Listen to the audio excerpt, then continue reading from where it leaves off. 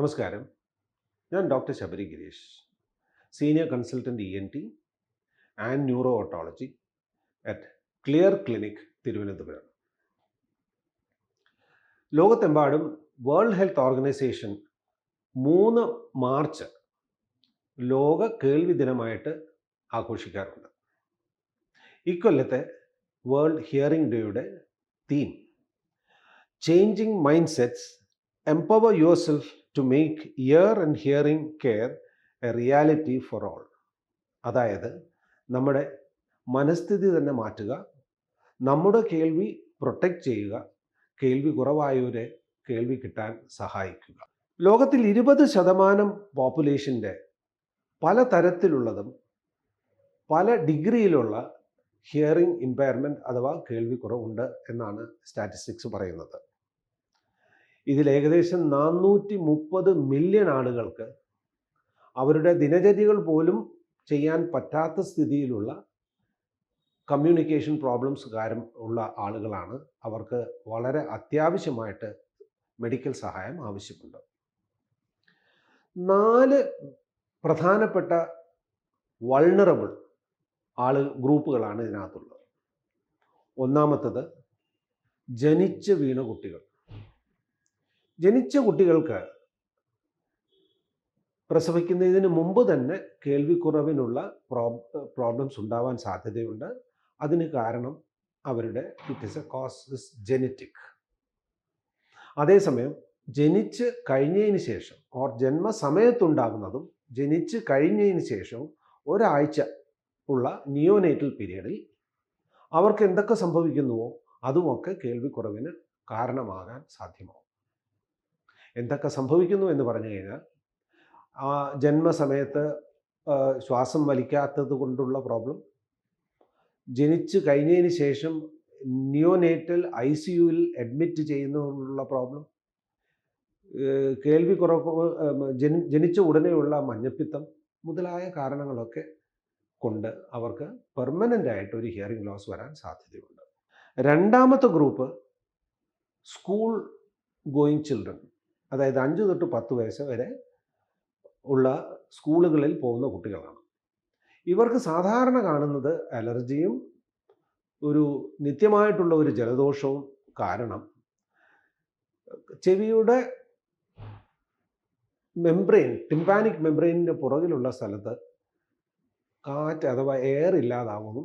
അതിന് പകരം ഒരു പശ പോലെയുള്ള ഒരു ഗ്ലൂ അവിടെ കളക്ട് ചെയ്യുകയും ചെയ്യുന്നു. ഇതിന് ഗ്ലൂ ഇയർ എന്ന് പറയുന്നു.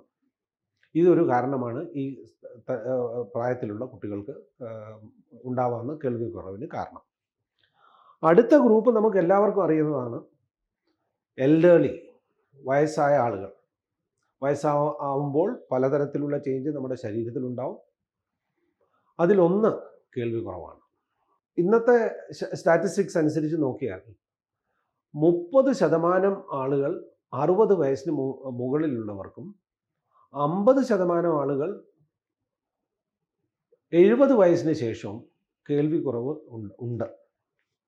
കേൾവി ഇല്ലാത്തത് കൊണ്ടുള്ള പ്രോബ്ലങ്ങൾ കാരണം അവർ സാധാരണയുള്ള കമ്മ്യൂണിറ്റി, അതായത് ഗ്രൂപ്പുകളിൽ നിന്നും ഒറ്റപ്പെടുന്നു, വളരെ ഇറിറ്റബിൾ, ദേഷ്യം വരുന്നു. ഇതൊക്കെ കാരണം അവർക്കുണ്ടാവാറുണ്ട്.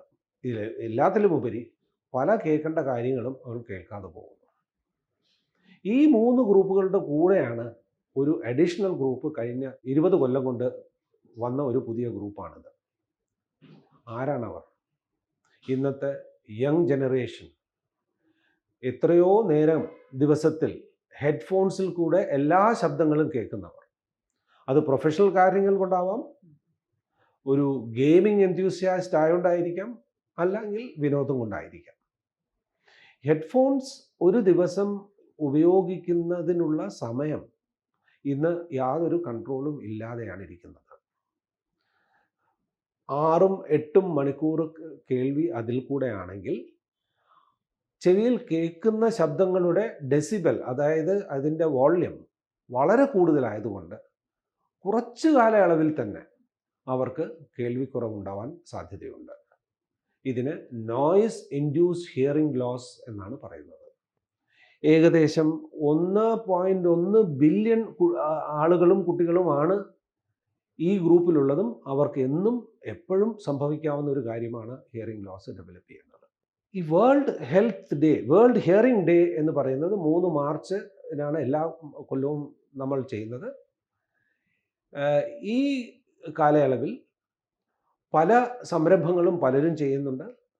ഇത് ഒരു അറിവ് പ്രദാനം ചെയ്യാനായിട്ടുള്ള ഒരു സംവിധാനമായിട്ട് കാണുകയും എന്നെങ്കിലും നിങ്ങൾക്ക് അറിയുന്ന ആർക്കെങ്കിലോ കേൾവിക്കുറവുണ്ട് എന്ന് തോന്നുന്നെങ്കിൽ അവരെ തീർച്ചയായിട്ടും ഒരു ENT സ്പെഷ്യലിസ്റ്റിനെ കാണിക്കുക. കൊച്ചുകുട്ടിയായാലും സ്കൂളിൽ പോകുന്ന കുട്ടികളായാലും ഒരു മുതിർന്നവരായാലും ഈ പ്രോബ്ലം നമുക്ക് കറക്റ്റ് ചെയ്യാൻ പറ്റും.